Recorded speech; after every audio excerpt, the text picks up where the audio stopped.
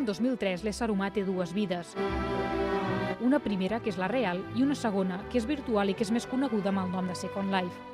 Es tracta d'un món paral·lel i autònom amb les seves pròpies regles i al que s'accedeix a través d'internet. Part de la programació d'aquesta edició d'Art Futur es dedicarà precisament a parlar de les noves possibilitats de la xarxa i del web i comptarà amb un dels fundadors de Second Life, que s'encarregarà d'explicar els comportaments i les possibilitats que s'obren amb aquest univers paral·lel.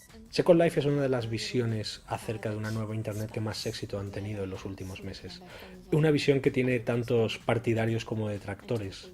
Los primeros porque creen que puede ser la herramienta perfecta para forjar una nueva manera de generar relaciones entre los usuarios en Internet, y sus detractores porque creen que es una simplificación con poco éxito y que en ninguna manera acabará anticipando una auténtica red del futuro. Algunos creen que Second Life nos acerca al futuro de la web, otros creen que nos atrapa en las primeras fantasías en torno a la cibercultura. Y el caso es que hay muchas verdades, mentiras y malentendidos acerca de Second Life.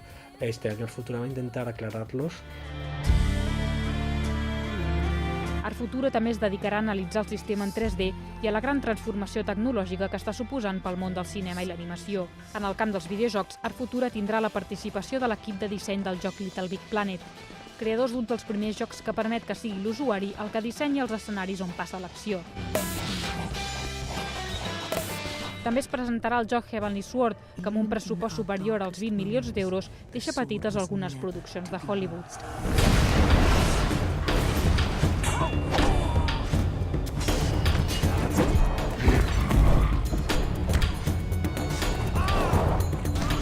A més de les exposicions, conferències, taules rodones, tallers i instal·lacions interactives, també es faran performances que a través d'internet de banda ampla es podran veure des de qualsevol punt del món.